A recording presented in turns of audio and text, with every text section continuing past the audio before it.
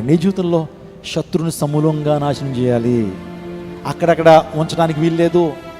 నిజంగా నీ జీవితంలో చిన్న చిన్న వాటిని విడిచిపెట్టేస్తున్నావు, ఇంకా నీ జీవితంలో పాపాన్ని ఏలుబడి చేయించేలాగా కొన్ని వాటిని వదిలేస్తున్నావు. ప్రభువా ఎలా ఉన్నాయి ప్రభువా, అవి మానుకోవడం చాలా అసాధ్యం ప్రభువా అని నువ్వు అంటున్నావు. కానీ దేవుడు అంటున్నాడు, సమూలంగా ఏమవ్వాలి, నిజంగా ఆ గొలియాతు సంతతి వారందరూ ఏమవ్వాలి, మరణించాలా.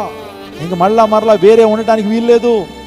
పులిసిన కొంచెం పిండే కానీ ముద్దనంతని ఏం చేస్తుంది, కొంచెం పులిసిన పిండే కానీ ముద్దనంతని ఏం చేస్తుంది, పాడు చేస్తుంది. చిన్న అవధి అయితే నీ జీవితాన్ని విజయ శిఖరాలకు అధిరోహించకుండా అడ్డుకునేటువంటిది ఆ చిన్న పాపమే, ఆ చిన్న అసూయే, ఆ చిన్న చెప్పండి కోపమే, ఇంకా చెప్పాలంటే ఆ చిన్న కామాతురతే, ఆ చిన్న మోహపు చూపే, ఆ చిన్న మోహపు చూపే మన జీవితాల్లో విజయాన్ని పొందలేకుండా చేస్తూ ఉంది.